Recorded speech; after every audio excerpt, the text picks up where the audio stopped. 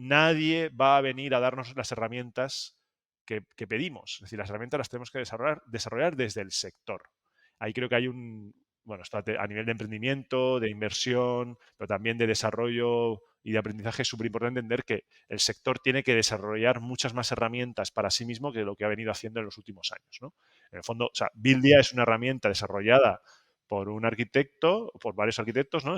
Gente del mundo de la construcción para el mundo de la construcción. Bueno, pues en el BIM tiene que pasar lo mismo, ¿no? Es decir, tenemos que tener más herramientas desarrolladas por el sector de la construcción para el sector de la construcción. Bienvenido a Buildia, el podcast sobre innovación en la construcción. Un espacio donde exploramos cómo la tecnología está transformando el mundo de la construcción bit a bit. En Buildia estamos en esa vanguardia, redefiniendo cómo se planifica, se construye y se gestiona en la industria de la construcción. En este podcast vamos a descubrir juntos cómo la innovación y la tecnología están construyendo el futuro. Hablaremos con expertos, exploraremos casos de éxito y te daremos una mirada interna a las herramientas y estrategias que están cambiando el juego en nuestro campo. Bienvenido a Buildia, el podcast sobre innovación, donde cada episodio es un paso más hacia la construcción inteligente.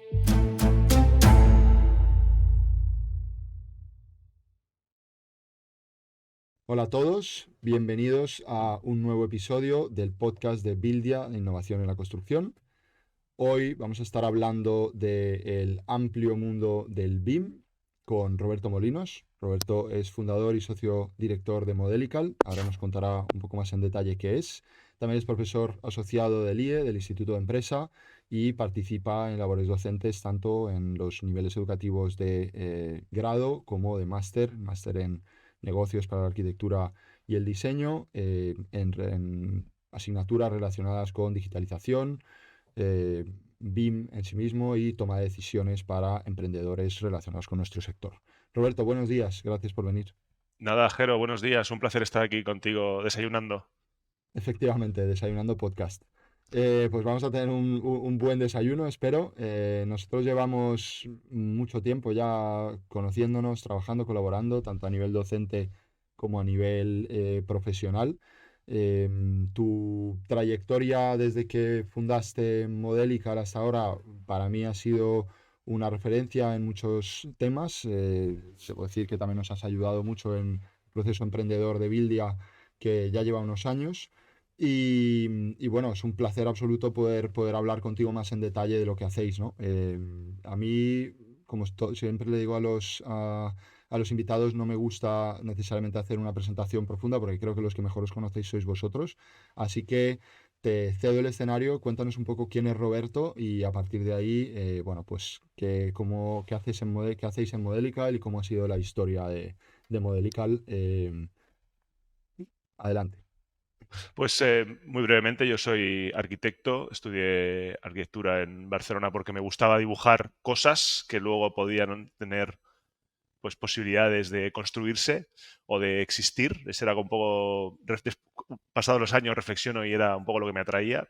Sí. Decidí estudiar arquitectura pues porque las referencias que había en mi casa de ingenieros, arquitectos, era lo que más cerca tenía, pero rápidamente me di cuenta que a mí lo que me gustaba era esa idea de componer o de dibujar elementos, ¿no? En 3D, entré en contacto con el mundo del 3D muy pronto y desde entonces me he buscado la vida para intentar ganarme la vida alrededor del mundo de trabajar con la tecnología, construyendo, dibujando, haciendo que fuera más accesible para, en el fondo, diseñar, describir nuestro entorno, ¿no? Después de trabajar en la industria y otro emprendimiento, pues bueno, fundé Modelical con dos amigos, ahora es mi mujer y mi compañero, un compañero de instituto que es ingeniero de telecomunicaciones, Juanma, y ya digo, Saray, mi mujer es arquitecta y fundamos Modelical hace pues ya 12 años y hemos ido evolucionando y ahora podríamos describirnos como pues una empresa, pero sobre todo un equipo de socios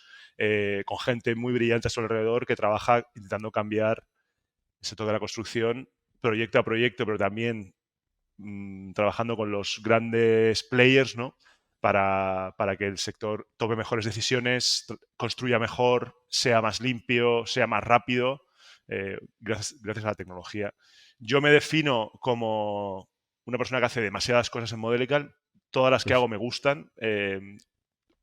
Reflexiono también últimamente y diría que mi rol es más como de diseñador. Yo intento diseñar todo lo que hacemos, escribir mucho, intento comunicar con el equipo todo hacia dónde vamos.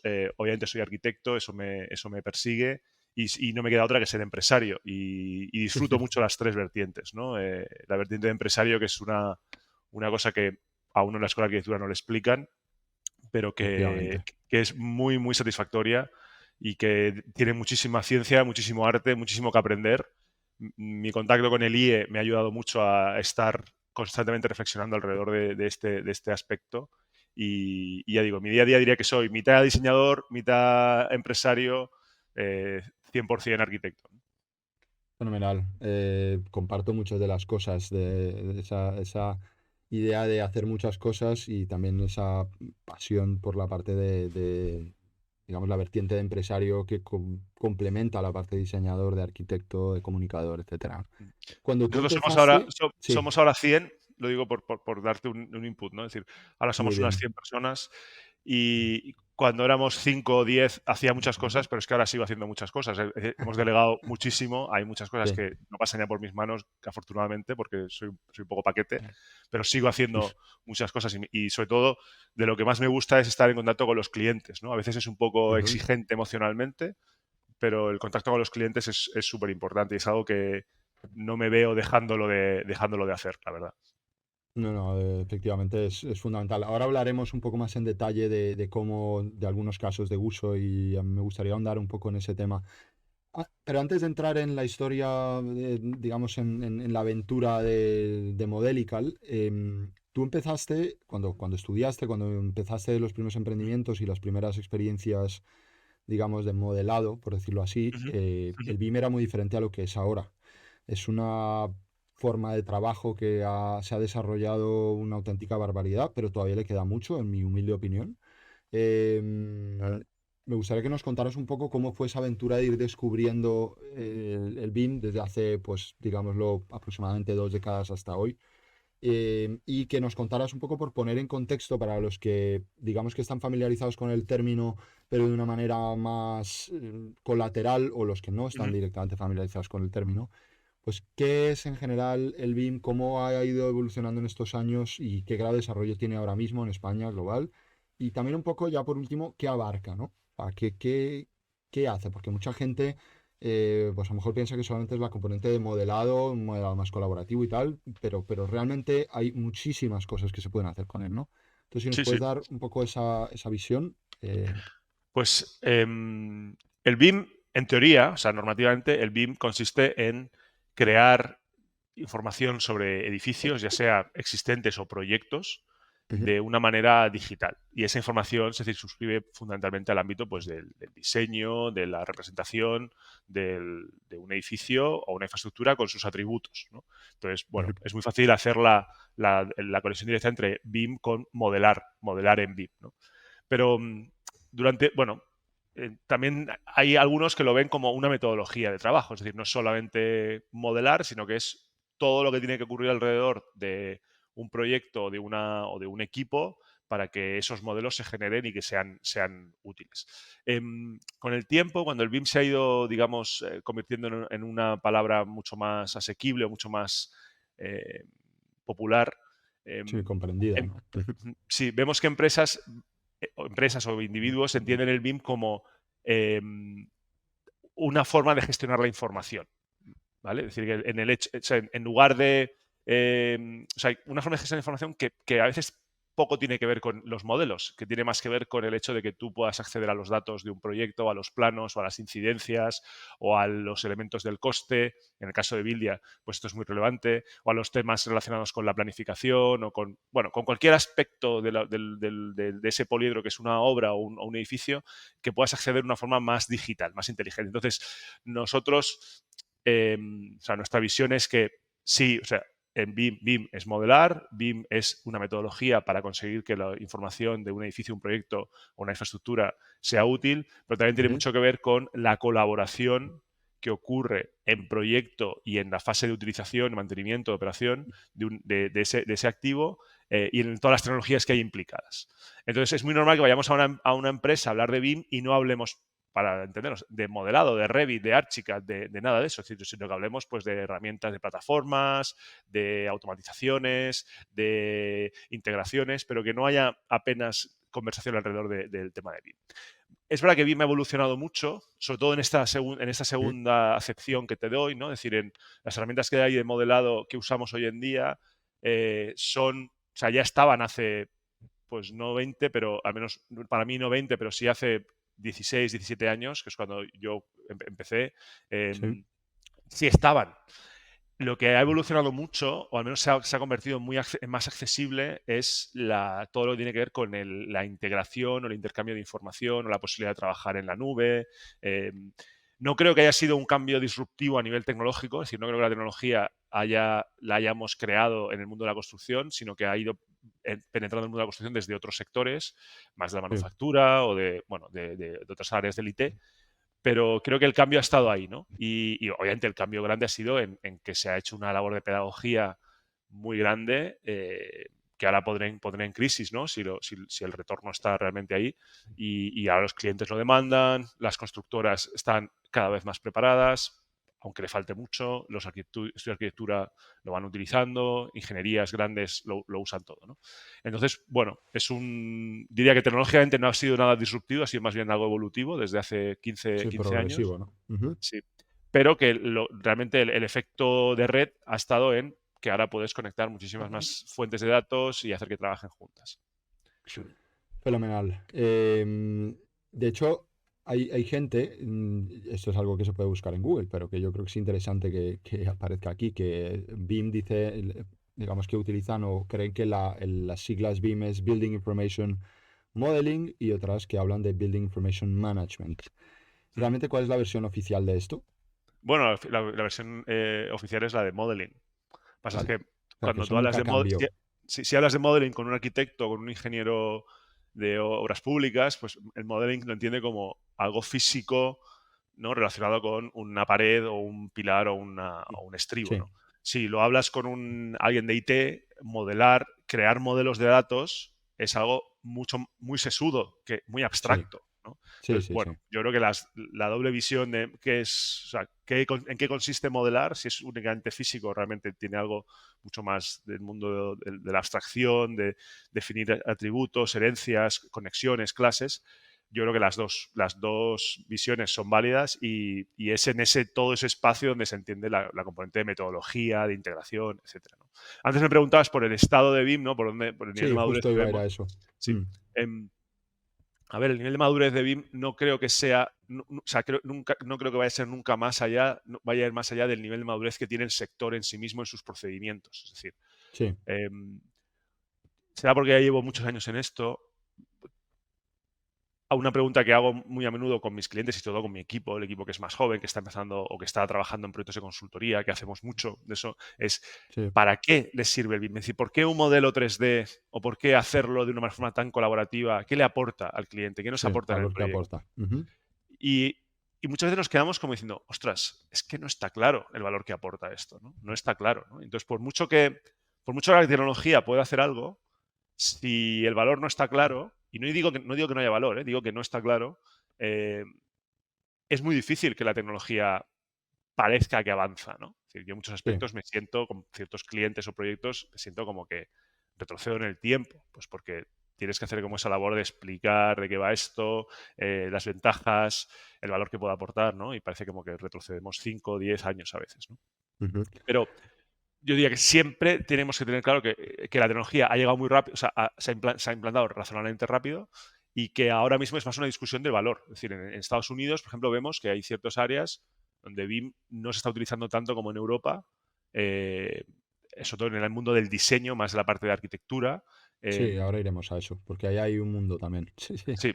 Entonces, diría que en la implantación de BIM o el nivel de madurez de BIM tiene mucho más que ver con el resto del sector ahora, ¿no? Es decir, que BIM puede ser una palanca, puede ayudar, puede ser una motivación, pero que tenemos que estar hablando de otros temas pues, más relacionados con cómo se gestiona el coste, súper relevante en este Sí, podcast, ¿no? Con vosotros, cómo se gestiona el coste, cómo se gestiona la calidad, cómo se gestiona las responsabilidades, los modelos de contrato. Bueno, esto es algo, los incentivos. Cuando hablamos de modelos de contrato, me gusta verlo sí, como qué incentivos hay, ¿no? Es decir, qué incentivo tengo yo en ser transparente, qué incentivo tengo yo en ser colaborativo, en innovar. Porque si esos incentivos están, BIM me ayudará. Pero si no, BIM será un peñazo, será un problema sí. Sí, dentro es de... digamos, una capa impuesta adicional de complejidad que no tienes por qué tener, ¿no? Sí, sí, Efectivamente. que no ayuda. O sea, que en muchos casos no ayuda, ¿no? Un ejemplo que te pongo, Jero, es decir, nos encontramos con muchos clientes que trabajan sus proyectos en 2D porque no tiene sentido hacerlo en 3D. Por ejemplo, un caso de una distribución de una planta de una tienda.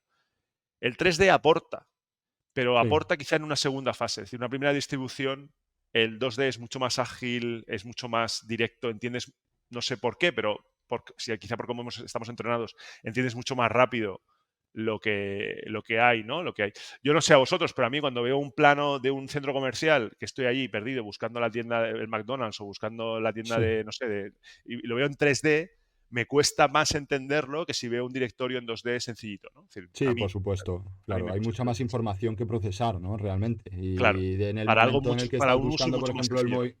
Claro, en el momento en el que estás buscando el movimiento en una planta, pues tú buscas, al final tú te mueves en 2D. Tu cabeza está tan estructurada para eso que busca eso, ¿no? Esa simplicidad, efectivamente. Entonces, Sí, sí. llevando ese ejercicio, o sea, llevándolo al mundo del diseño del BIM, dices, oye, es que hay cosas que todavía el BIM no aporta mucho, ¿no? O sea, no aporta, es más como un matar moscas a cañonazos, ¿no? Sí, Entonces, bueno, es un ejemplo de que BIM es muy potente, pero no hay que utilizarlo porque sí. Es decir, siempre. que Sí, no es un fin, ¿no? siempre. Exacto. No es como algo que arregle cualquier problema, ¿no? Y Ya. eso es algo que los consultores, pero los vendedores de software, pues debemos entonar mea culpa porque nos gusta mucho decir, oye, yo veo un problema, tecnología, tecnología, tecnología, ¿no? Y realmente a lo mejor lo que hace falta es quitar tecnología, no añadir. Sí. También yo creo que tiene que ver, efectivamente, lo que has dicho con respecto a los agentes que contribuyen a digitalizar el sector, es que yo creo que es esencial que no entendamos la tecnología como un fin, sino como un medio. Eso para mí es clarísimo. Luego, con respecto al valor, lo que hablas con respecto a coste, calidad, responsabilidad, modelos de contrato, incentivos, yo creo que una vez que el valor está definido, también el propio cliente y la consultora o el proveedor, en este caso, tienen que hacer una apuesta. Es decir, nosotros vemos un valor, pero para poder capturar o cazar ese valor, ¿no? Por decirlo de una manera muy, muy visceral, tenemos que también hacer una apuesta, ¿no? Obviamente, para poder apostar tiene que haber un incentivo. Esa apuesta de recursos, de tiempo, de manera de colaborar, etcétera, pues implica, en fin, efectivamente incentivos más allá del propio valor que puedas extraer, ¿no?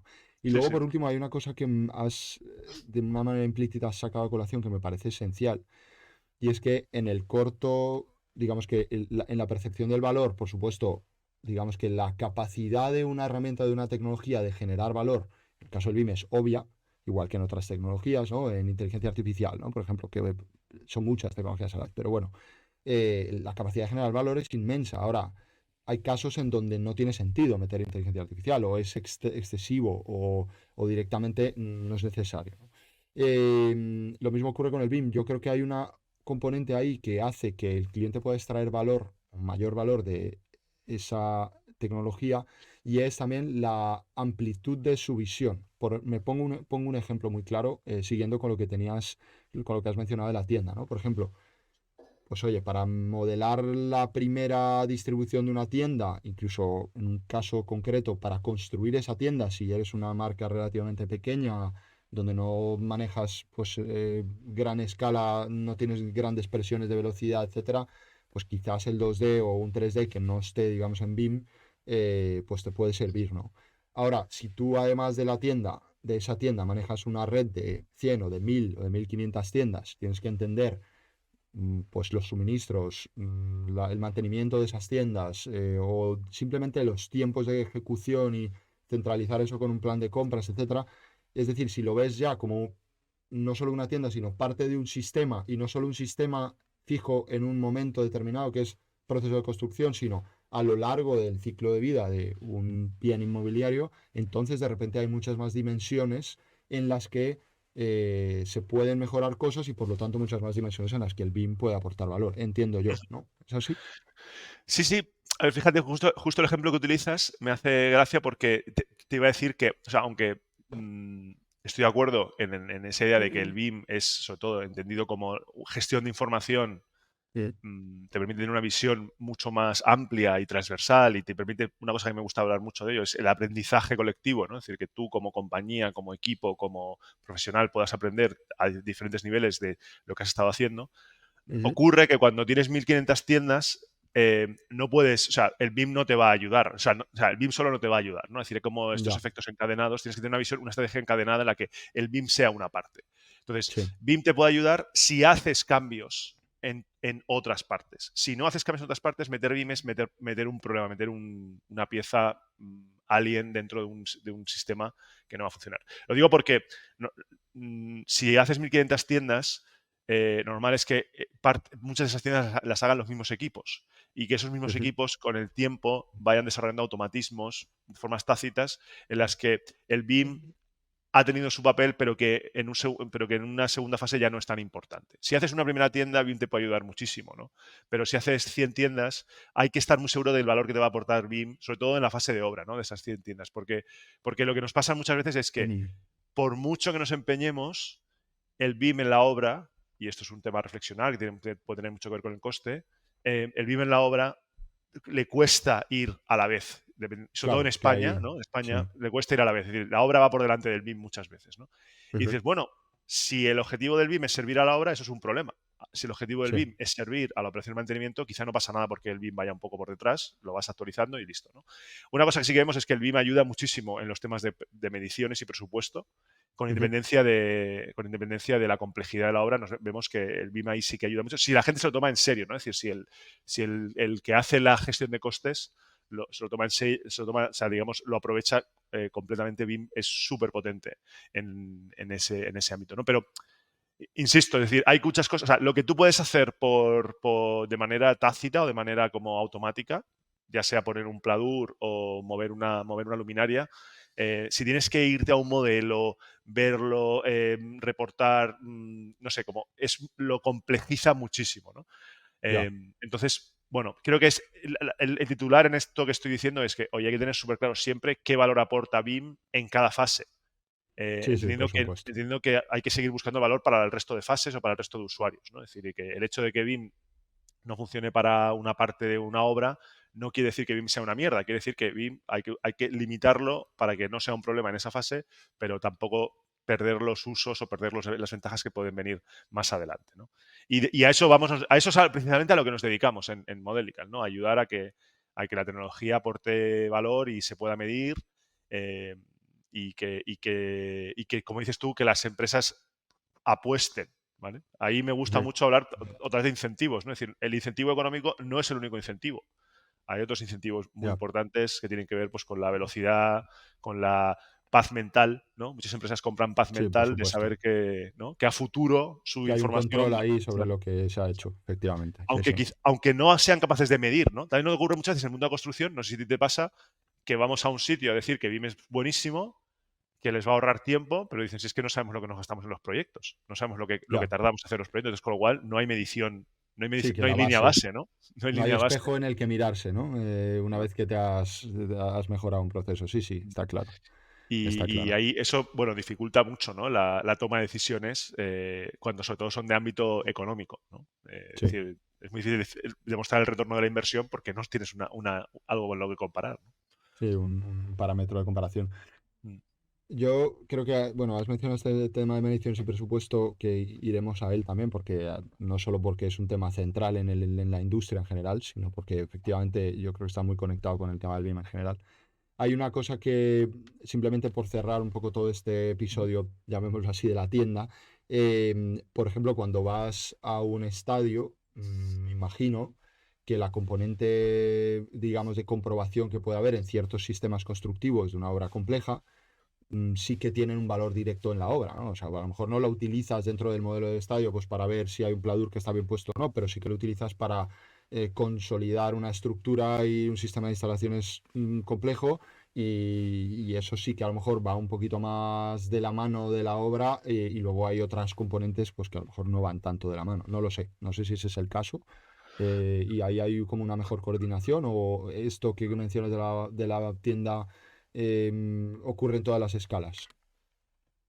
No, no, a ver, en obras donde no puedes hacerlo de una forma tácita, donde no hay Sí, efectivamente. unos automatismos o sea, el mundo del software es decir, todo aquello que puedas hacer por firmware o por hardware no te lo puedes permitir hacerlo por software, ¿no? Es decir, Sí. si tú en una tienda tienes los automatismos claros de cómo se construye una tienda, de una imagen corporativa, de una imagen determinada, Sí. vas a ir muy rápido y esa tecnología que está pensada para hacer estadios de Ujú. aeropuertos, porque BIM a día de hoy, sobre todo la parte Sí. de modelado, está mucho más pensada para hacer tipologías de grandes Claro. edificios o edificios con un Sí. nivel de repetición alto, pero no, Enorme. Ujú. o sea, pero no, un nivel de repetición alto, pero no brutal, ¿no? Es decir, una tienda para mí Sí. tiene un nivel de repetición muy grande, pero no tanto, ¿no? Entonces, ahí va a ser un problema.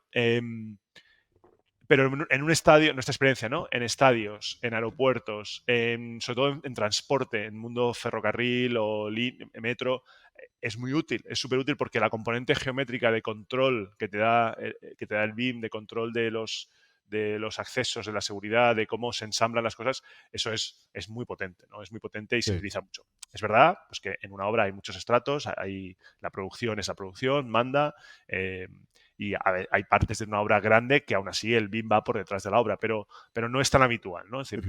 nuestra experiencia no es tan habitual. Los problemas que tiene el BIM en una obra grande son los problemas de la obra grande, no los problemas del BIM. O sea, son problemas pues, de que tienen que ver con la gestión de los costes, de las órdenes de cambio. Pero hemos visto proyectos donde si se deja muy claro quiénes son los beneficiarios y quiénes son los responsables de hacer cambios y de gestionar el BIM, es súper valioso, ¿no? Por ejemplo, hicimos una torre aquí en Madrid donde se acordó muy claramente que los cambios se podían Ujú. proponer con bocetos, con sketches, sí, con dibujos, ¿no? Pero que antes de una aprobación definitiva del cambio tenía que implementarse en el modelo para confirmar que estaba todo bien, ¿no? Y se acordó que el que implementaba el cambio era el que se beneficiaba del cambio. Si era un cambio Ok. motivado por el arquitecto para que la propiedad se beneficiase, lo implementaba el arquitecto. Si era un cambio propuesto por la constructora que buscaba simplificarle la vida o quizá ahorrar algo de dinero a la constructora, pues lo implantaba la constructora, ¿no? Y, Ujú. con un acuerdo claro de responsabilidad se llegó a un BIM que iba bastante al día de la obra, ¿no? Y luego pues se validó contra nubes de puntos para ver que todo se había ejecutado correctamente y ese modelo pues acabó siendo muy útil porque además había muchos actores implicados, era una obra que estaba lotificada en 5 paquetes, con lo cual no había un gran contratista, sino había 5 contratistas bajo la coordinación de una oficina de gestión de proyectos del cliente, ¿no? Y ahí fue un caso donde el BIM dice, oye, el BIM aquí se ha pagado, el BIM entendido tanto como modelado como gestión de información, ¿no? Sí, se ha pagado y seguirá reportando valor además después, ¿no? Un valor Sí, que bueno, hoy por hoy es difícil de evaluar, pero que también existe. Sí. eso es, sí, sí. Vale, fenomenal. Bueno, hay muchas cosas de las que hablar. Esto pasa en las conversaciones interesantes, vas hablando y van surgiendo un montón de temas. Se A abren mí me como gustaría que nos... Sí, fractal, ¿no? O setas, van exacto, saliendo. un tema fractal, efectivamente. Me gustaría que nos contaras, hablábamos antes de empezar el podcast de la importancia del cliente. Yo creo que aquí hay mucha chicha, ¿no? Dicho de manera coloquial. Yo creo que sería interesante que nos contaras un poco como varios casos de uso, o sea, como, vale, Modelical hace lo que has descrito Ujú. desde la perspectiva, digamos, amplia, abstracta, pero clara. Dicho esto, ¿dentro de qué casuísticas os habéis movido o casuísticas que veas que sean interesantes y que puedan enseñarnos un poco el grado de variedad que hay en las posibilidades de aporte de valor? Y luego que nos cuentes un poco algún cliente, el journey de algún proyecto, ¿no? El proceso que se hizo, o con un poquito más de detalle. Ujú. Em, Porque creo que ahí se entienden muchas cosas con respecto a la importancia del trato del cliente, la perspectiva, las distintas perspectivas que hay y luego mucho más el trabajo directo de Modelical, ¿no? A mí me gustaría hablar de eso. También me gustaría hablar de la historia de Modelical desde el punto de vista de emprendimiento. Entonces, no sé qué va antes, si el huevo o la gallina. Te dejo a ti decidir un poco qué es lo que te parece, digamos, lo más importante y que nos cuentes un poco, ¿no? Vale. Porque la realidad es que yo, además, esto es una anécdota, pero yo te conocí siendo tu alumno, curiosamente. Me metí en un curso de Bentley Generative Components ya hace, vete tú a saber, no sé, 14 Claro, porque, años. Jero, aunque no lo parezca, yo, o sea, yo soy mayor, pero tú tampoco eres tan joven. O sea, hace ya No, mucho no, no, tiempo nos esto. llevamos creo Aunque tú, 3 años, ¿no? sí, sí, no sé, Efectivamente, pero sí. aunque no lo parezca, ¿no? Que yo esté mucho más Sí, sí. machacado que tú. ¿Qué va? Yo te respondo a lo primero y vamos dando Vale, pinceladas de cómo la fenomenal. empresa ha ido evolucionando alrededor, ¿no? Es decir, nosotros empezamos la compañía en el peor momento de la economía, ¿no? Es decir, en el dip, ¿no? O sea, en el valle, en lo hondo del valle de la recesión, o sea, a finales del 2011, primeros del 12. Y ahí lo Gran lección que... de emprendimiento, ¿no? Sí, Empezar cuando... Sí, bueno, es una cuestión muy sencilla. Si empiezas abajo del todo, a ver, nunca sabes solo que puede estás abajo subir. del todo, porque a menos que tengas a una visión, pero si empiezas muy abajo, es mucho más probable que luego vayas para arriba. Es verdad Sí, que siempre puedes ir más abajo, pero si empiezas en el momento, o sea, yo creo que empezar en un momento como ahora sería muy diferente para nosotros, porque ahora sí, hay muchísima demanda de perfiles tecnológicos, bueno, ha habido años de mucho dinero en el mercado, ha habido bonanza, o hay bonanza, no sé si esto seguirá, y, y entonces es más probable que puedas ir hacia abajo, ¿no? En el año siguiente. En fin, nosotros empezamos, o sea, nuestra primera casuística de cliente fue el cliente o bien muy grande que ya lleva años trabajando en BIM y que lo que necesitaba era apoyo para seguir navegando, clarificando qué era esto de BIM. Estudio arquitectura mediano que quiere implantar BIM y que quiere utilizar BIM correctamente. Entonces, fue muchos años de formación, de capacitación, de acompañamiento en proyectos, ¿no? De ujú, sacar adelante proyectos. Pero tristemente, visto en retrospectiva, era un BIM más de modelado, era un BIM más de crear el proyecto y de ahí sacar los planos, ¿vale? Porque los vale. planos siguen teniendo un peso brutal hoy en día en el proyecto.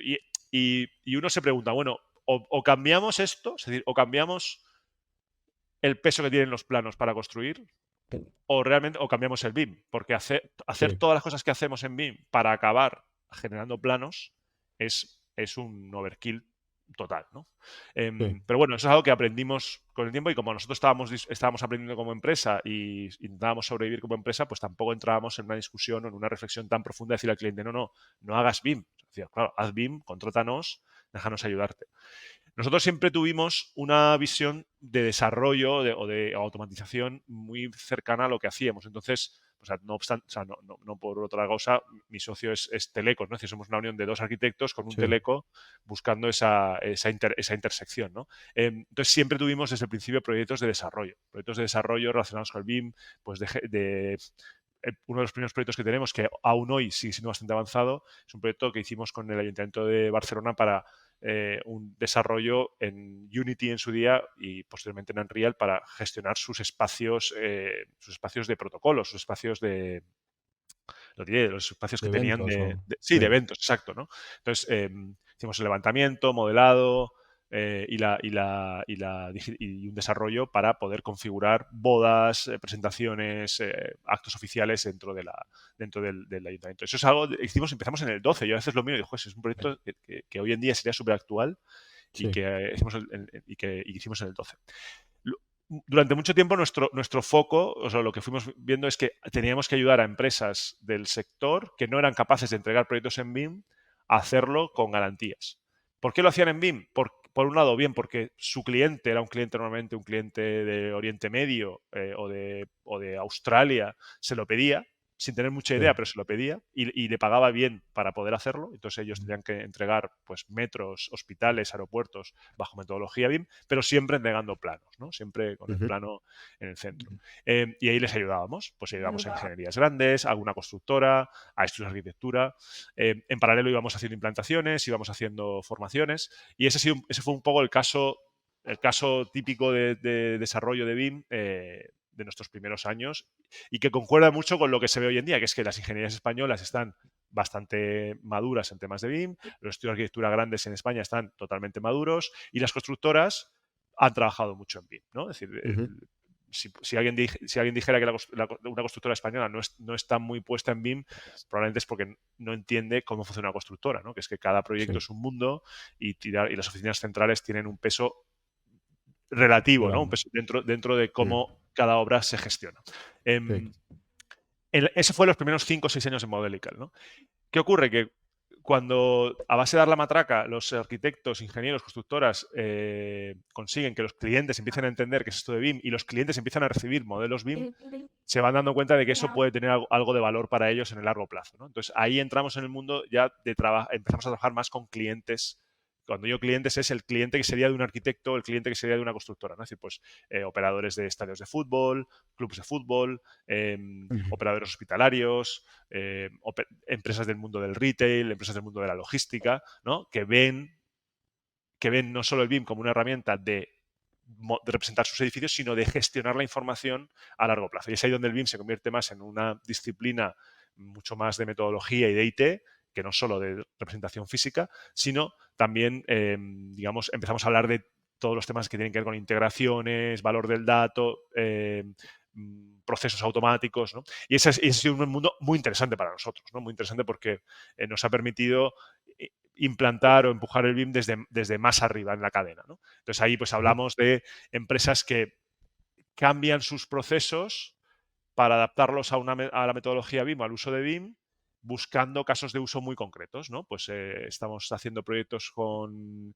empresas del mundo de las telecomunicaciones para, a partir de una librería muy bien definida de elementos, construir pues una representación digital de sus activos para el negocio, pues sí, para poder ver, para poder evaluar el inventario, para poder planificar intervenciones, para poder valorar si se pueden implantar más de sus clientes en un determinado site o no, ¿no? Eso es un ejemplo. O en el mundo del retail, en un caso que hemos hecho, que hemos presentado con el Corte Inglés, que esto lo puedo comentar, pues les hemos acompañado desde la implantación original, en un proyecto que hicimos en UTE con Accenture, les hemos ayudado desde la implantación original de BIM a, a, a, para que luego se dieran cuenta que tenían que digitalizar sus activos, les hemos ayudado en la digitalización de los activos y ahora estamos empezando a decir, vale, vamos a integrar esos modelos que tenemos muy completos de nuestros edificios, vamos a integrarlos con el negocio, ¿no? De vuelta, ¿no? No, ujú, no únicamente con el objetivo de tener un buen as-built, ¿no? Una buena selección actual de los edificios para poder planificar intervenciones, sino también para poder poner en valor esa información en el contexto de planificación de mercancía, de valor de los rendimientos de productivo, las ¿no? ventas, Ujú, productivos. Algo mucho más de su día a día. Y es ahí donde estamos, ¿no? Es decir, es como ese BIM 2.0, que es, ya trabajas de una manera digital, ya eres colaborativo, gestionas tu información bien, ¿qué valor le vas a sacar ahora a esa información en tu día a día, ¿no? Y es ahí, esos son los casos más interesantes. Obviamente todo esto, que parece bastante lineal, es un mare magnum y es un lío, ¿no? En el sentido que vas probando, vas desarrollando cosas que no funcionan, vas, eh, vas gastando dinero en algo que luego no tiene retorno, es decir, vas aprendiendo muchísimo durante el proceso, pero yo diría que ahora si vemos un poco, si doy 2 pasos atrás, diría que tenemos mucho más, o sea, tenemos un futuro ahí interesante, es decir, oye, vamos a ayudar a empresas a decidir qué quieren hacer con los modelos que ya llevan años desarrollando, ¿no? Esa visión más de gestión de activo, de gestión de operaciones, que creemos que no tiene límite, porque sí, efectivamente, es lo que iba a hay decir, que muchísimo, ahí, muchísimo que hacer, ¿no? exacto, ahí el valor que puedes extraer, imagínate, o sea, si puedes optimizar el entorno productivo de todos los bienes inmobiliarios de una empresa como el Corte Inglés, pues el valor es infinito. O sea, bueno, no es infinito, seguramente tiene un límite, ¿no? Pero es enorme comparado con lo que aporta el conocimiento de un as-built, de un edificio, ¿no? Es Ujú. completamente... Y además, en el tiempo tiene una extensión, pues, tan larga como la vida de la empresa, ¿no? O sea que Claro, sí, sí. eso es muy interesante. Hay una pregunta que tenía cuando empezáis a trabajar con los grandes, digamos, propietarios o promotores y cambia esta visión de ser una visión más de modelado a una visión de gestión. ¿Hay una disociación en el trabajo del BIM? Es decir, se pasa a una situación en la que el propietario promotor maneja una estrategia BIM, un nivel de modelado, una visión amplia y luego los otros agentes que están involucrados en algunas de las interacciones con ese promotor, por ejemplo, una constructora en un proyecto de ese promotor o lo que sea, ¿no? Cualquier otro agente maneja otro modelo BIM o se ha logrado, o normalmente a lo mejor hay variedad de casos, pero se ha logrado esa unificación y las partes terminan entendiendo efectivamente que, como decíamos al principio, hay que apostar, hay que, digamos, para poder extraer ese valor, hay que creer en esa metodología, hay que compartir, hay que confiar, etcétera, etcétera, ¿no? O sea, ¿cómo es ese tema, ¿no? Yo creo que ahí ese es un tema y el otro tema que has sacado es el tema del aprendizaje, ¿no? Has hablado de que es un proceso muy caótico, que a veces se gasta dinero de la manera no tan eficiente. Puede ser no tan eficiente en un momento determinado, si analizas el error, ¿no? Oye, hemos hecho esto no ha funcionado. Ya, claro, pero es que lo tienes que mirar con perspectiva y sobre todo una cosa que yo hablo, que parece que en la innovación todo es prisa, pero realmente cuando estás dentro de un proceso de innovación es completamente al contrario, todo es paciencia. Es decir, el buen cliente es un cliente que cree en el tema y es paciente, el buen consultor es un consultor que es perseverante y paciente y trabaja como una hormiga, ¿no? Día a día en ir reformando cada cosa y el error, por supuesto, no es una cosa que tengas que conformar con ella, pero va a ocurrir porque estás innovando, estás avanzando y no hay un camino claro. Si lo hubiera, lo habrían hecho 200 veces antes, ¿no? Claro. Esos dos temas me parecen muy, muy importantes, muy interesantes. A ver, la tecnología hoy en día permite que todos trabajemos contra una misma fuente de datos, ¿no? Esto Sí, es así. Es decir, si no lo hacemos, realmente es porque los incentivos no están alineados. Es decir, porque los ujú, incentivos de la constructora con los incentivos del diseñador, los incentivos del propietario no están alineados, ¿no? vale, Si eso si- si no están alineados, lo normal es trabajar en entornos diferentes, ¿no? En ujú, entornos distintos y que cada uno tenga su modelo, su base de datos, su entorno. Y luego vas moviendo información de un sitio a otro. Eso requiere mucho trabajo. Es decir, eso requiere mucha coordinación, requiere que haya personas dedicadas exclusivamente al rol de gestión de esa información, que es los conocidos como BIM managers, ¿no? Los que hacen que la información que está en un lado de la valla pase correctamente al otro lado al cliente pero que no pase de más, ¿no? ujú, En el tema del coste, insisto aquí, ¿no? Es decir, un poco por conectar con lo que hacéis en Buildia, el tema del coste es fundamental. Es decir, un contratista le puede interesar que los temas, sus costes estén relacionados de alguna manera con el modelo, pero desde luego no quieren que lo vea su cliente si la sí, obra es una obra a precio cerrado. ¿No? Si la obra efectivamente. si el incentivo es, oye, todo lo que yo ahorre, la mitad nos lo repartimos, entonces a lo mejor no hay ningún problema en que el coste sea parte de la discusión de los modelos, ¿no? Sí, Em, y luego, desde luego, o sea, no sé si eso responde a la primera pregunta, ¿no? Es decir, que el sí, hecho de sí, que, de sí. que- de- Yo de- de que hay, ahí, de que hay curiosamente, a tecnología nivel. de sobra, ¿no? Para trabajar en Sí, común y que la alternativa de trabajar en silos tiene ventajas de cara a la separación de responsabilidades, pero que si esas responsabilidades y esos incentivos se alinean, la tecnología puede hacernos ir mucho más rápido, ¿no? sí. Como siempre, o sea, como verás, siempre veo que los problemas de tecnología son problemas de personas, es decir, no tanto de tecnología. Hace 10 años la tecnología no lo permitía tan fácilmente, hoy en día trabajar todos en un mismo modelo, bajo un mismo entorno, es muy fácil. Y luego la Sí. segunda es, sí, o sea, la paciencia es clave, ¿no? Es decir, la paciencia en nuestros sectores, o sea, en implantar tecnología es clave. Por eso yo te lanzo una pregunta de vuelta, ¿no? Que no tienes que responder aquí, sino que en algún sitio espero que respondas, que es cómo se conjuga la paciencia con la inversión de capital riesgo en el mundo de la construcción, ¿no? Donde lo que buscas es un Es una retorno gran pregunta, es una a gran 5 o 7 pregunta, meses, sí. ¿no? De hecho, hablando con gente de Estados Unidos que han hecho empresas después de fallar en empresas con capital riesgo, es que esto de la construcción es tan lento, los plazos Sí. de obra son tan lentos, o sea, no son tan lentos, es simplemente que construir, que no es más que mover cosas de sitio, cosas muy Sí, pesadas de sitio, lleva tiempo, ¿no? Lleva sí, tiempo por las puras leyes de la física, ¿no? Entonces, sí. como eso lleva tiempo, ¿cómo se alinea con el quiere un retorno del 5% o del 15 o del 50% en 3 años, ¿no? Es muy difícil, Yo ¿no? Entonces, te voy a dar una respuesta muy, muy breve, una palabra, y es con conocimiento. Eso es lo que yo he llegado a ver. ujú, Pero bueno, o sea, este podcast es más sobre vosotros que sobre nosotros, pero porque esto me parece muy interesante y tu pregunta me parece muy bien planteada. Es más, nunca me habían hecho esa pregunta como tal, pero me la he hecho muchas veces, lo hemos hablado con nuestros inversores y internamente mucho, ¿no? al final es conocimiento. Y yo creo que es exactamente lo mismo que la paciencia del cliente, es conocimiento. Es no pensar que la herramienta, el BIM es un juguete.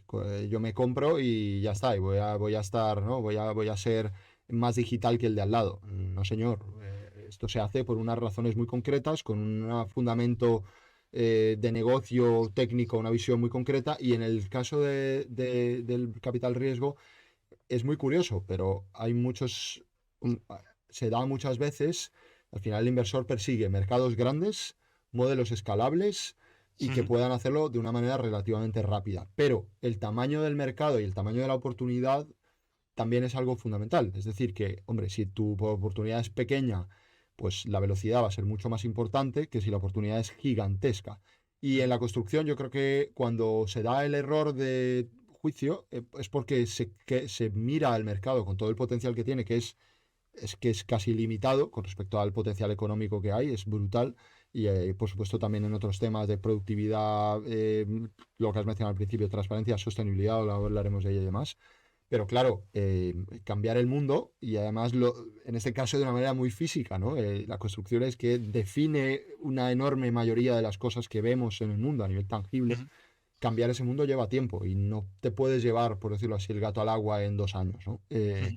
Incluso en el mundo real estate, que digamos es un mundo con una componente más financiera, mucho más rápida, también lleva tiempo, lleva mucho más tiempo que montar otro tipo de startups, pues más de consumo masivo, ¿no? De Ujú. cliente final.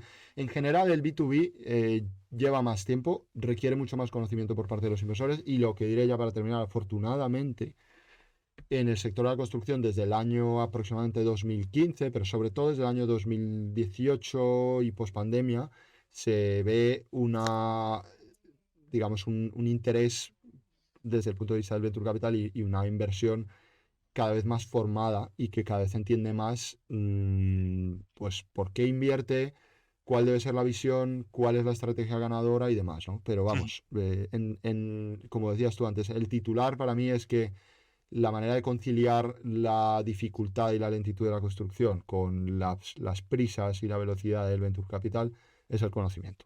Ujú. Es Ujú. eso. Muy Así bien, que pues nada. mucho. Espero que este tipo de podcasts y no sino estos podcasts y demás ayuden a los VCs a entender el sector, ¿no? Y Eso espero yo también. Sí, de hecho no hemos es una hecho excusa, ¿no? algún... Es decir, Sí, mover tierras, o sea, no sé cómo será la inversión en el ámbito de la minería, supongo que pasará lo mismo, ¿no? pues muy Eh, parecido, sí. De hecho, y, hay muchos inversores compartidos en minería, bueno, pues en industria pesada de todo ujú. tipo y sí, es así. Pero Ujú. luego, bueno, como decía, son inversores que llegan a oportunidades gigantescas, ¿no? Cuando todo tiene... Eso es como otra escala, ¿no? Igual que dices, oye, pues la inversión de comprar una vivienda para una familia, probablemente es la inversión más importante de su vida, la inversión de crear unas nuevas oficinas para una empresa, pues es probablemente la inversión más importante o una fábrica, ¿no? De su vida Ujú. como empresa, pues realmente es que estamos moviendo una escala económica y material de otro nivel con respecto a otro tipo de procesos, ¿no? Económicos. Entonces eso pues tiene que tener una traslación al día a día, ¿no? Es Ujú. así. Muy Así bien. que nada. Oye, un tema muy interesante en la conversación. Haremos otra.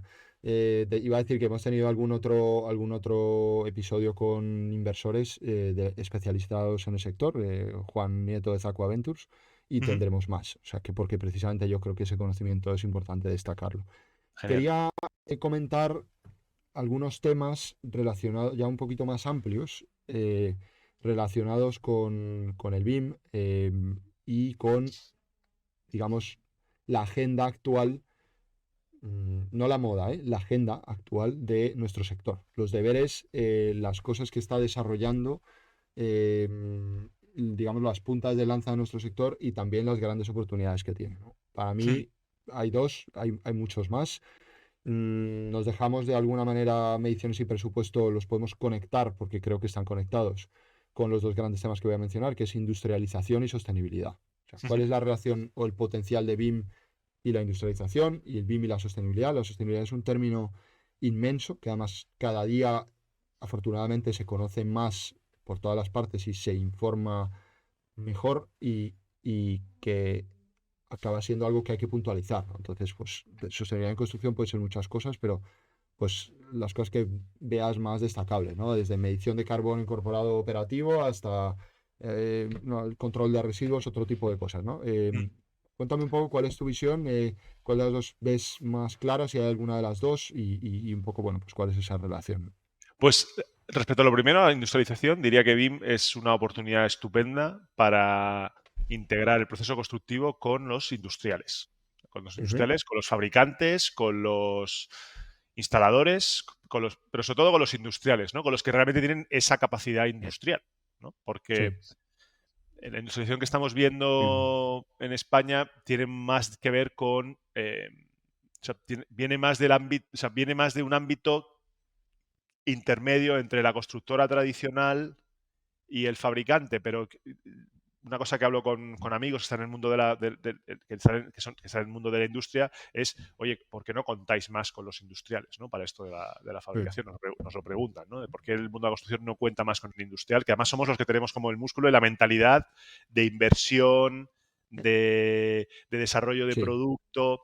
¿Qué Sí. pasa? Que lo que tenemos que conseguir es que el industrial del cartón yeso y el industrial de la fachada y el industrial del saneamiento trabajen juntos mucho antes, ¿no? Es decir, trabajen juntos y creen soluciones que se puedan llevar a la obra bajo ese paradigma de la industrialización. Yo creo que ahí BIM es fundamental. No tanto las herramientas que tenemos ahora, que creo que no son las mejores, pero sí creo que BIM es clave ahí, ¿no? Es decir, Ujú.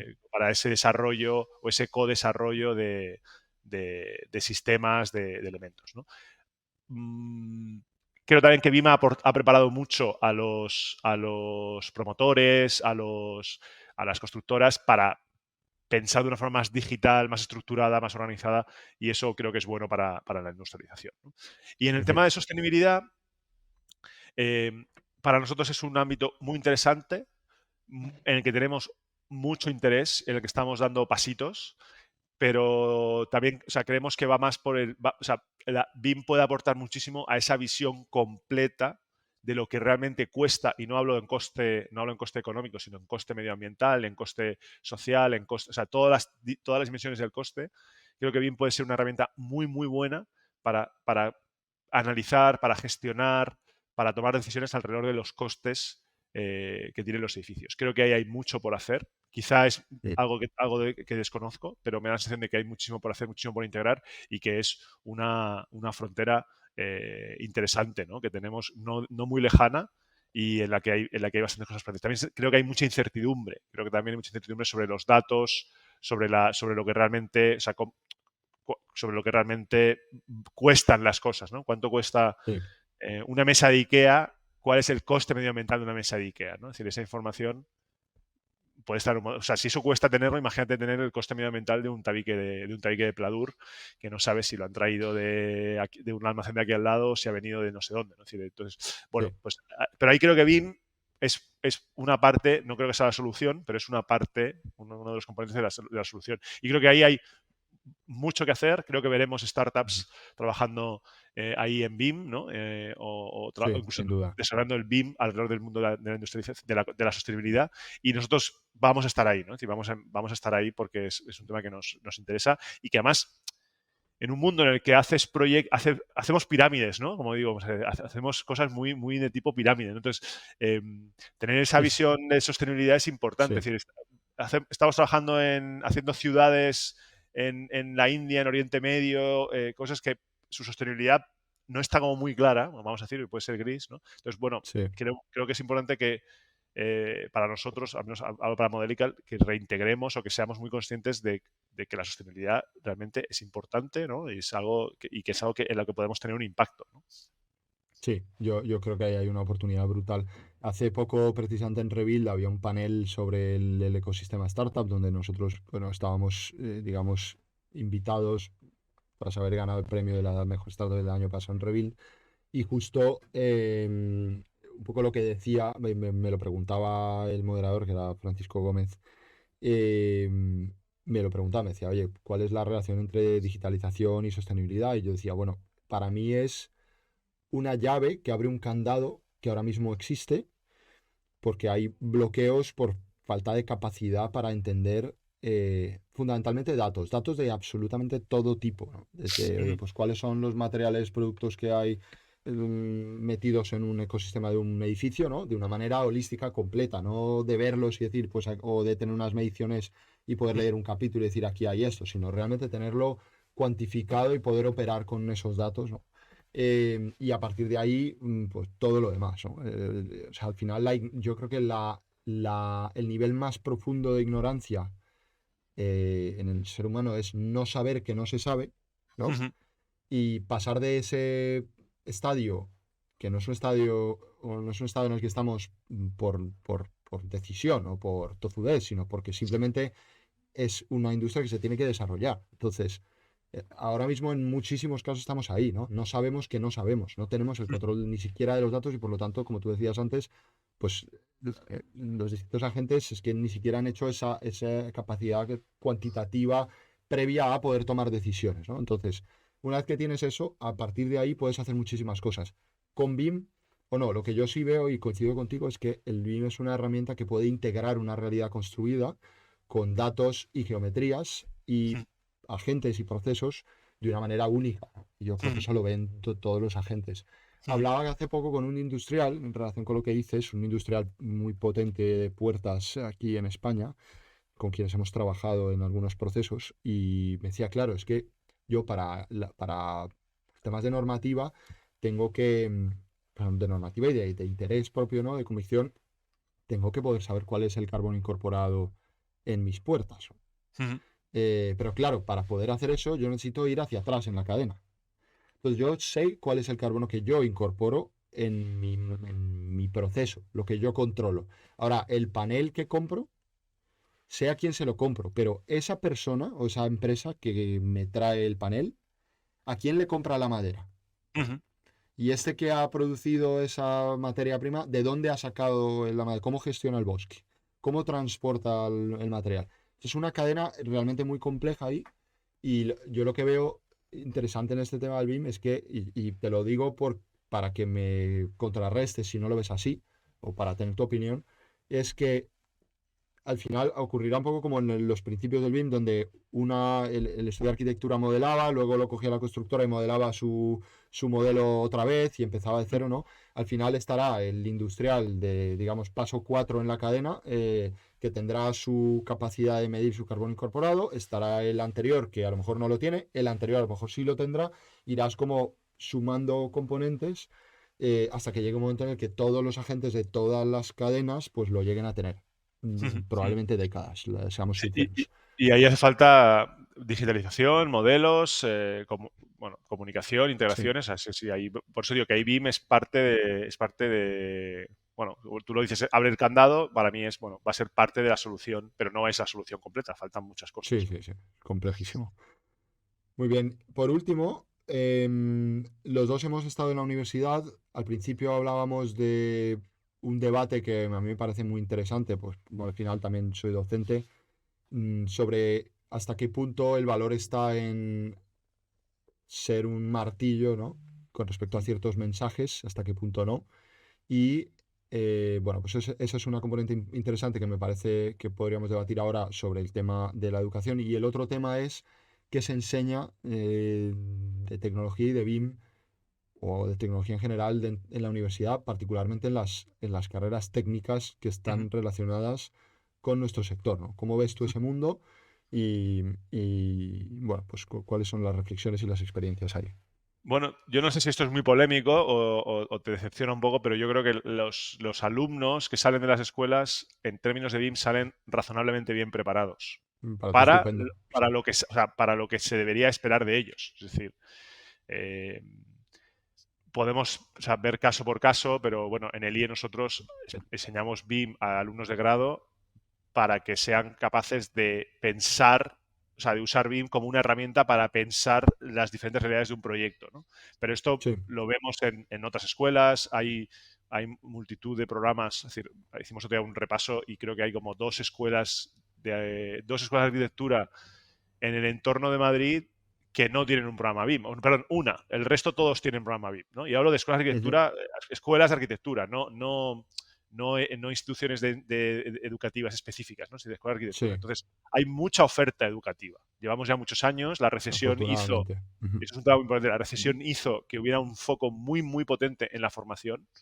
La gente que no estaba trabajando, obviamente muchos igual estaban en su casa mano sobre mano, pero muchos se dedicaron a formarse y a demandar formación, y esto hace que hoy en día sea razonablemente fácil encontrar gente formada en lo que uno puede esperar de la formación. Sí, ¿Vale? claro. Porque, yo como empresario no puedo esperar que me Mm. venga gente saliendo de la universidad que sepa hacer ecuaciones diferenciales, programar, componer una Sí, fachada y BIM. Es decir, lo siento, pero no. no Es se decir, puede yo ser pago, todo en la vida. Sí, sí. claro, claro. Es decir, oye, usted paga impuestos, como empresario quiere pagar menos impuestos, ¿no? Pero por otro lado pide que el sistema le dé gente súper formada, ¿no? Y ultra formada. Bueno, pues la gente viene razonablemente bien formada. Y yo creo que eso en España tenemos una ventaja muy... O sea, eso es algo muy bueno. De hecho, hablándolo con Sí, gente por ahí, o sea, en sitios muy locos del mundo, dicen, es curioso, pero parece como que hay una concentración de BIM managers en españoles, España. ¿no? Sí, o sea, como Pues, que vas a organizaciones y es curioso, y ujú. siempre no es muy difícil encontrar que el que sabe de BIM es un español. ¿Por qué? Pues Sí, porque hubo formación en los años del 10 al 20 y esa gente se fue a otros sitios y ahora y ha desarrollado su carrera alrededor del BIM, ¿no? Entonces, bueno, yo ahí diría que estamos bien. Es decir, que lo que tiene que haber me es parece una... muy bien eso. Ujú. O sea, que la formación que hace falta es la que ocurre en las empresas. Y que es una formación mucho más... O sea, ahí tenemos un... Yo creo que tenemos Estructurada, ¿no? sí, bueno, estructurada, pero con mucha más intención. Es decir, lo que no puedes hacer es lanzar a la gente, bueno, contratas a un junior, ¿no? Que ha hecho un máster de BIM y ya lo lanzas ahí a hacer... Decir, no, tiene que haber programas de formación dentro de las empresas porque BIM es una manera de trabajar. Entonces, tú no Sí, puedes pero aprender una pues, manera de trabajar si no trabajas de verdad, ¿no? Esa es un poco, sí, esa sí, es mi sí. visión, ¿no?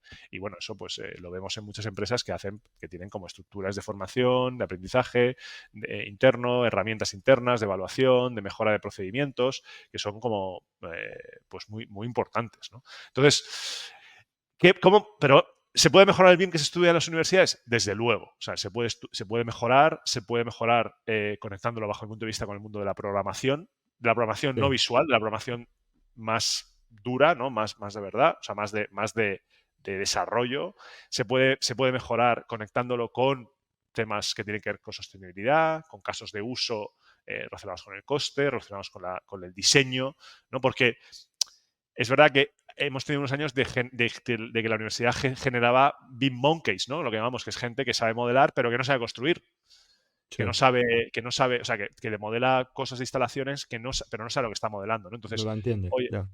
sí, ahora creo que el reto está en integrar el BIM dentro de la formación que tiene que ver con otros ámbitos, con el mundo del diseño, con el mundo de la construcción, con el mundo de las instalaciones. Creo que ahí está el reto. Es un reto complejo, grande, que espero que nuestros compañeros docentes pues vayan atacando, y desde luego es lo que hago. Pasa que yo tengo un número limitado de alumnos y tú también, ¿no? Pero creo que ese sería un poco el reto de la universidad en España en torno al BIM, ¿no? Usarlo, o sea, que el BIM desaparezca, es decir, que no haya una clase de BIM, ¿no? Voy a la Sí, asignatura de BIM, no, que BIM sea vehículo de cómo se transmiten y cómo se crean o sea, cómo se crea el resto de conocimiento, el resto de aprendizaje dentro de la universidad. sí, efectivamente. No me parece polémico, ni tampoco esperaba polémica, me parece muy bien lo que has contestado, porque al final yo creo que hay que describir la realidad y el análisis pues, a veces es para crear, vale, a veces la gente cree que es para crear polémica, yo creo que es pues para eso, para analizar lo que está ocurriendo y si hay algo que señalar bien o mejorar pues fenomenal, ¿no? Y hay una experiencia que tuvimos tú y yo en el máster de negocios de arquitectura que creo que fue bastante interesante, fructífera. Ya estamos hablando de un máster de gente que no solo es arquitecta o ingeniera, sino que además tiene ya unos cuantos años de experiencia, ¿no? En este máster, pues 5 o 7 años de experiencia de media. Pero bueno, aún así a mí me parece interesante. Cuando empezamos con la asignatura, estaba enfocada más como una asignatura en la que el alumno aprendía, digamos, las herramientas de una herramienta en particular, del BIM, ¿no? El Revit, ¿no? Y era, oye, pues se puede hacer esto, esto y esto, y luego sobre eso, una vez que has aprendido el entorno, pues sí, hay un caso de uso que es un caso de uso que puede tener mayor o menor componente de negocio. Y lo hemos ido transformando a una asignatura que de hecho ahora mismo se llama BIM for Decision Makers, ¿no? BIM Claro. para personas que toman decisiones de negocio y que va más de entender cuál es el valor dentro de una forma de trabajar para el negocio, más que de, oye, aquí es como puedes crear una escalera o una medición, ¿no? Ah, Pero es que, claro, hace 10 años llegaba gente que no sabía lo que era BIM, ¿no? Entonces era muy difícil Mm, desarrollar unos criterios de toma de decisiones si no sabes sí, lo que implica. Hoy en día la gente que nos llega está muy formada, tiene sabe, experiencia, a veces más experiencia que nosotros. efectivamente. Entonces ahí el objetivo es reflexionar sobre, o sea, es reflexionar sobre toma de decisiones, ¿no? Entonces, bueno, los programas tienen que ir adaptándose y ahí creo que Proceso lo hemos natural. hecho. Adaptándose es normal. Es Sí, decir, ahora yo estoy encantado, ¿no? Sigue habiendo gente que no sabe lo que es BIM, que llega muy verde, pero bueno, tenemos mecanismos con todo esto de digitalización para hacer que se pongan al día muy rápido, ¿no? rápido, sí, estupendo.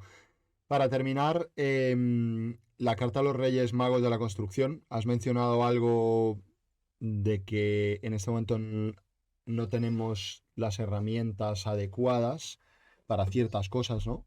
Aunque Ujú. hay muchísimas herramientas en BIM, todavía faltan muchas. No sé si tu carta a los Reyes va por ahí o qué es lo que crees que en los próximos años debería ocurrir en este mundo o deberíamos reforzar o qué te gustaría que existiera que no existe. Fíjate, Adelante. o sea, mi carta a los Reyes Magos es más bien, vamos a intentar que el BIM desaparezca, ¿no? Que el BIM sea como el Excel, o sea, algo que la gente da por sentado como un commodity, en el sentido de que, bueno, la tecnología va a estar ahí y vamos a centrarnos en hablar del negocio, del valor, Claro. de cómo hacer mejor arquitectura, de cómo hacer mejor diseño, de cómo operar mejor una infraestructura, ¿no? Eso es en lo que yo me voy a esforzar. Obviamente tendré que seguir hablando de que yo me dedico al mundo del BIM para que la gente me identifique, ¿no? Porque si no es muy difícil. Esto, el tema de las etiquetas es importante, ¿no? O sea, que la gente te sea capaz de ubicar es importante. Creo que hace falta mejores herramientas para todos los retos que estamos comentando, para sostenibilidad, industrialización, para la gestión rápida del diseño cuando no tiene sentido hacerlo en 3D, pero lo haces en 2D, pero luego sí que tienes que pasar a un 3D. O sea, esa especie como de dos velocidades, ¿no? Una especie como de, bueno, una versión Mario Kart del Sí, BIM que puedas jugar con ello, pero luego pasar a la versión completa de diseño detallado, ¿no? Es decir, bueno, ahí creo que faltan. Y lo que sí que creo es que nadie va a venir a darnos las herramientas que pedimos. Es decir, las herramientas las tenemos que desarrollar desde el sector.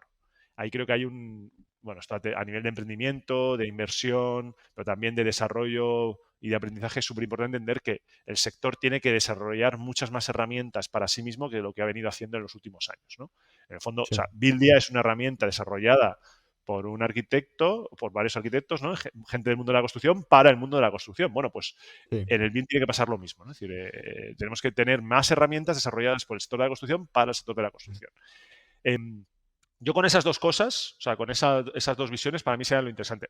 Cosas más concretas, pues hombre, sí, que haya más claridad en las normativas, que el gobierno invierta más, que las administraciones, bueno, lo que siempre se pide, lo que siempre pedimos, pero que Sí, realmente es, para mí es un poco echar balones fuera, ¿no? Es decir, sí, sí, sí, me total. centraría más en las dos que te he dicho. Sí, sí, y coincido contigo, efectivamente. Siempre puede haber más inversión, siempre puede haber mejor normativa, más seguridad jurídica, etcétera, etcétera. Pero bueno, eso es un poco más entorno macro, ¿no? Yo creo que efectivamente hay, además, este comentario que has hecho sobre que el propio sector es el que se tiene que preparar y tiene que competir es muy importante porque al final, es una manera también de mirar a otros sectores y decir, oye, ¿por qué hay otros sectores que a lo mejor tienen ratios de rentabilidad mejores o de conocimiento mejores, de sostenibilidad mejores, etcétera? Pues hay muchísimas razones por las que eso es así y sin desdeñar la importancia de las complejidades de nuestro sector, pues seguramente nosotros podamos hacer algunas cosas por el mejorar constantemente y Bueno, desarrollar nuestras propias herramientas, creo que es fundamental. tú ya lo estás Así que haciendo nada, y seguro que o sea, que os irá muy bien o que aprenderéis mucho, ¿no? Y entonces, sí, ese aprendizaje seguro que no caerá en saco roto, ¿no? Y nosotros intentamos hacer lo mismo. Nunca hemos tenido una visión de emprendimiento, de empresa, de startup. Siempre hemos pensado que tenemos que ser una empresa de servicios con software. Vosotros sois una empresa de software con algo de servicio, ¿no? Por lo que veo ahí, ¿no? Software with a service. Nosotros somos una sí, empresa de servicios apalancada sobre software. sobre software de terceros, pero sobre todo mucho software propio, porque estamos aquí para el largo plazo. Es decir, el sector es un sector que trabaja a largo plazo, lento, con inversiones muy, muy potentes, pero que llevan mucho tiempo. Y creo que esa paciencia, y ahí un poco por cerrar, te diría, oye, paciencia, ¿no? Seamos pacientes. Obviamente la paciencia no quiere decir ser inmóvil. Hay que ser paciente, pero hay que actuar y hay que medir y hay que exigir, ¿no?, que lo que hacemos tenga un retorno, tenga un impacto, pero sabiendo que va a llevar tiempo y que los aprendizajes de nuestro sector, por lo que sea, por nuestra formación, pero también por la naturaleza del sector, lleva tiempo que se consoliden, ¿no? Estupendo. Pues con eso yo creo que podemos cerrar este episodio de Buildia, el podcast de innovación en la construcción. Roberto, ha sido un auténtico placer. Un Espero que gustazo. hayas estado a gusto. Muchísimas Muy bien. gracias. A vosotros. Y nada, un placer. Y para todos los que nos habéis escuchado, pues estar atentos a un nuevo episodio del podcast de innovación en la construcción. Espero que os haya gustado muchísimo. Nos podéis seguir desde vuestra plataforma de escucha habitual, Apple Podcast, Spotify, etcétera. Para más información acerca de Buildia podéis visitarnos en nuestra web, buildia.com. También podéis acercaros a nosotros a través de LinkedIn, donde somos bastante activos. Tenemos un Buildia Magazine y otro tipo de newsletters y otro tipo de maneras de estar en contacto con nosotros. Y no os olvidéis, por cierto, de que en definitiva este podcast lo hacemos para poder mejorar el sector, contribuir a compartir historias interesantísimas como la de Roberto Molinos y Model y Caloy, de gente que está contribuyendo a cambiar el sector. Entonces, cuanta más gente lo escuche, más gente lo vea, por ejemplo, también en YouTube, pues mejor. Así que compartidlo. La información es gratis, absolutamente. Es muy satisfactorio para nosotros. Estaremos encantados también si tenéis sugerencias de personas o casos que puedan ser interesantes de incluirles en este podcast. Y os esperamos en el próximo episodio. Muchas gracias. Un placer. Un placer. Has escuchado un nuevo episodio de Buildia, el podcast de innovación en la construcción. No olvides seguirnos en tu plataforma de podcast favorita para no perderte ningún episodio. Y si estás buscando más información sobre cómo estamos transformando la industria, visita buildia.com. Este podcast está producido por Santos Garrido, CMO de Buildia y productor de podcast especializado en la construcción. Gracias por escuchar y hasta el próximo episodio.